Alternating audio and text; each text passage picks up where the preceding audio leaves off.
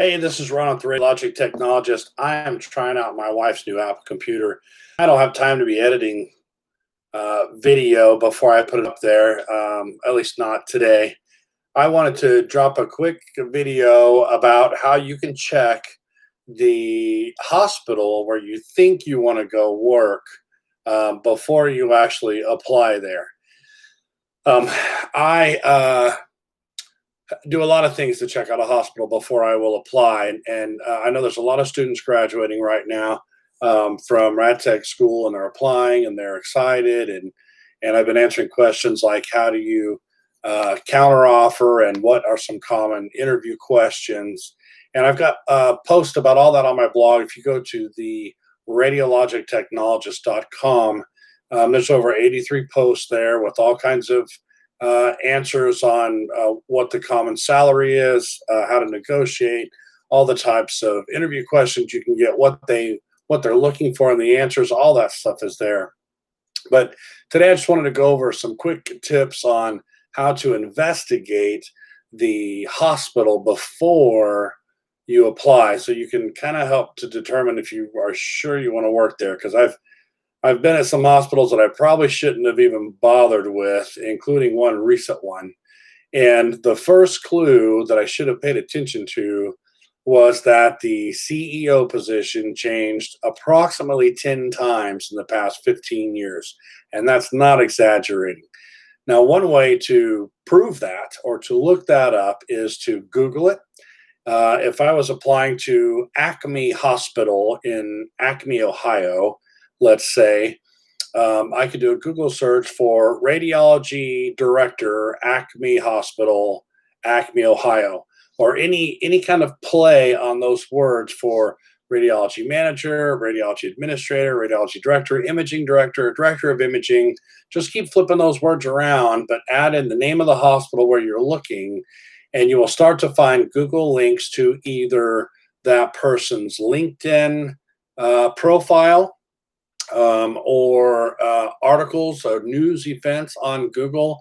Because every time a hospital gets a new CEO, there's an article published in the local paper or somewhere saying, "Here's Joe Bob, our newest CEO, and he comes here from such and such place, and he's bringing with him or her all these great accolades, and we're looking forward to blah blah blah." And this one of these recent places, of course, had, like I said, like 10 CEOs, and you don't really internalize it, because you don't internalize it because you're a tech and you maybe just graduated and you're focused on you and your skills and what you bring to the table, and you think, well, that's up there at the C-suite. That's not me. I don't have to worry about what those guys up there do. But there is a relationship there, because the more a facility turns over personnel, the worse it is.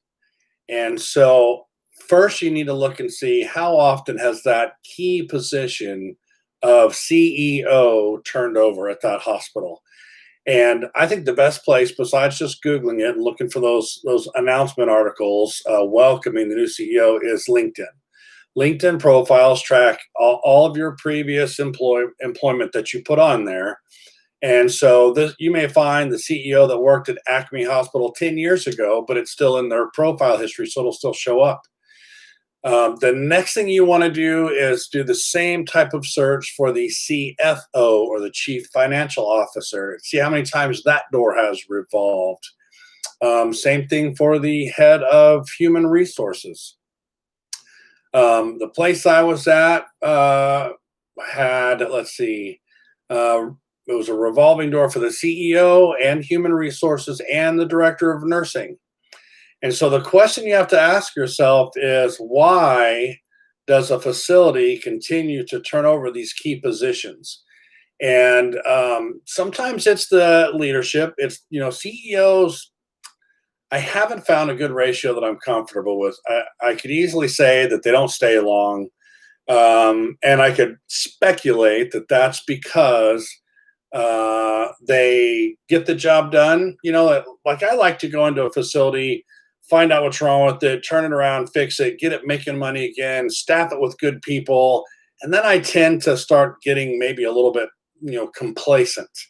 And my window for that is about 4 years. I like about 4 years. Takes a good year to really start understanding what's going on and start to learn all the names of everybody. If you're in a big facility, anyway. So the first year is just kind of getting to know who all the players are, who has pull, who doesn't, who can get things done, who can't. And then you start to work on revenue and turnaround times. And of course, this is from an administrative perspective. But I'm trying to walk you through key indicators to look at a hospital before you apply there, because again, I think all you new grads that are going out there, you just want to go get that job and you want to start making that money and start maybe paying back the student loans you took out to get in there. When you really got to be careful, because you're about to invest your career in this place, and if it doesn't care diddly about you, you're wasting your time, you're wasting your skill there, because you are a valuable commodity to this hospital. These hospitals cannot function without X-ray techs or ultrasound techs or MRI techs. The whole radiology department, you can function without an OR. You cannot function without a radiology department. You can function without a cafeteria. You can outsource your food and have it delivered. You cannot run without the doctors. You cannot run without the nurses. You cannot run without X-ray. And you really need respiratory therapy. You can farm out the physical therapy. There's a lot of stuff.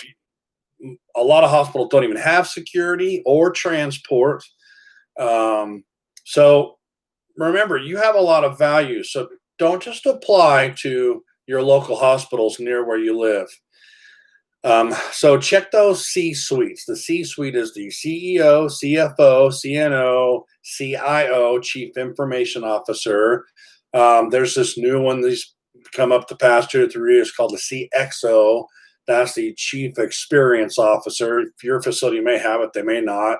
That person is supposed to follow the patients and make sure they're having a good experience, because everything's wrapped around if the patient's happy now.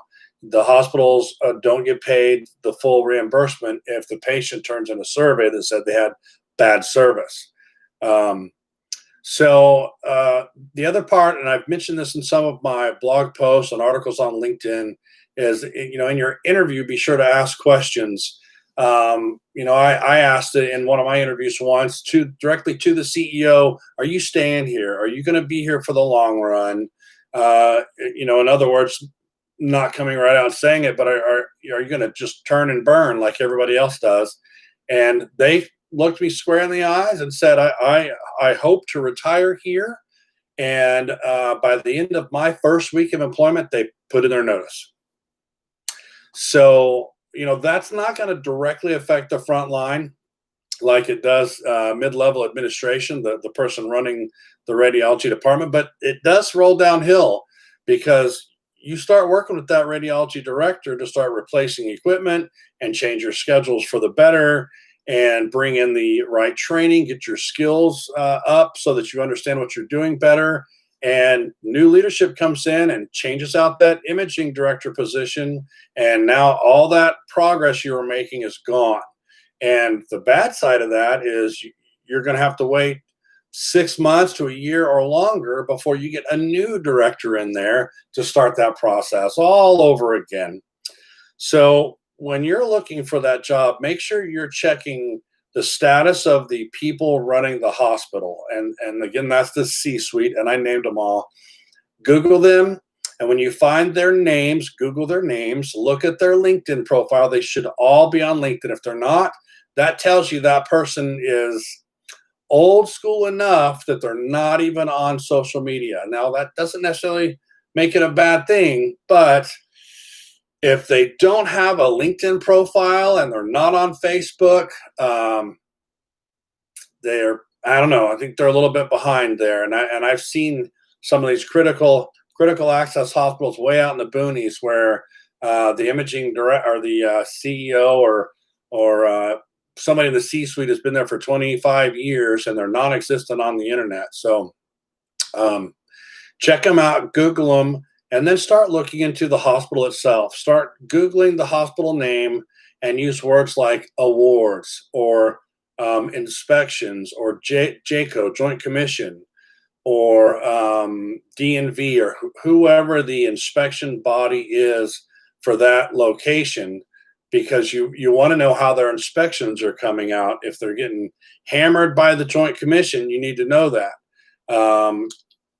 You need to kind of look into the background of that hospital. Have they experienced some difficulties? I worked at a facility not too long ago where there was a death of a child, and that made the news across the country. And it ended up being, well, I don't need to get into why it happened and all that, but that affected everyone in the hospital because everyone had to start going through additional training. And I mean, we heard about that for probably 2 years. So you need to be in tune with what the hospital, with the history. So if you're applying at Acme Hospital for your first X-ray tech job, know who the C-suite is, and then find out who your imaging director is. Same thing applies. Look them up on LinkedIn. Look them up on Facebook. They probably won't be on Facebook, or they'll be, semi-private or whatever if they're smart. I've always opened mine wide up. I'm a transparent person. I would rather everybody see what I do with my children than me try to hide it. I want to be upfront and honest about everything. And get to know who that imaging director is and see what organizations they belong to, and see how active they are. Because part of what you're looking for in a new job is, will you fit in like family? And a lot of these places will talk a big talk, but they won't walk the walk. They'll talk about, in the interview, we want to see if you'll fit into our family. What does that mean? Start researching. You can even research the other techs that are there. I guarantee if you can find the names of the techs, they have Facebook profiles. You can easily look them up. You can see what they like and what they don't like.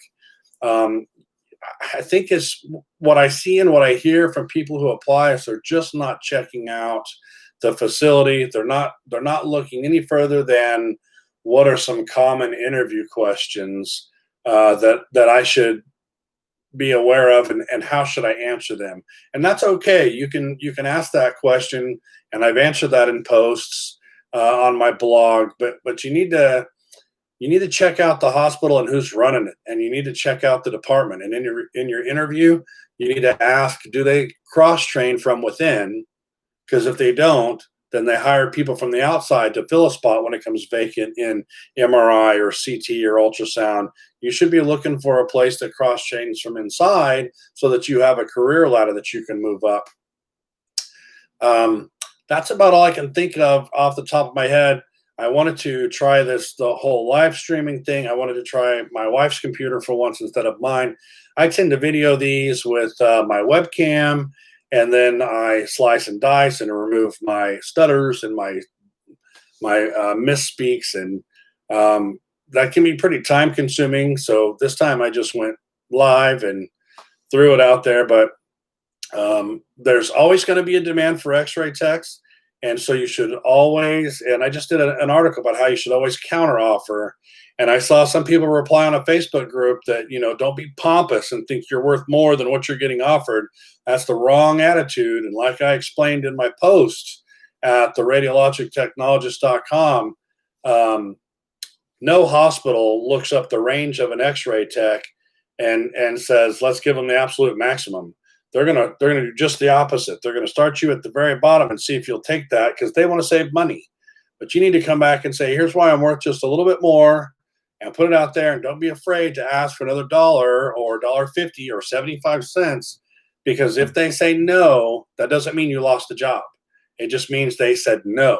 Then you still turn around and accept the job offer, and you move forward. Doesn't hurt to swing the bat. If it misses, it misses. But oftentimes it connects, and then you get just a little bit more. So I hope this has been helpful. Please research your hospitals before you apply, so you know what you're getting into, because there are some hospitals out there that just don't know what they're doing, and you're going to be wasting your time if you go work there. And they constantly have this rotating door up in the administration. The techs can last and the techs can stay there for a long time, but you're never going to be heard. You're never going to get the equipment that you think you need. You're never going to get the pay that you think you deserve because there's nobody up there that cares. So do yourself a favor and do your research on the facility and the administration and the imaging director. And if this helped, make sure you hit the like button, subscribe, bell to be notified when I do this, and check out my blog because I'm telling you, 83 plus questions have been answered. I see people posting the same questions over and over and over, and it's all there. I give all the best study guides for DEXA scanning certification and CT and MRI, how to, what the pays are across the country. I've done a survey of analysis to show all the pay in every state. Lots of stuff there. The radiologictechnologist.com. Take care. Now the mouse doesn't work. Well, which mouse is it? I didn't want that one on. Okay.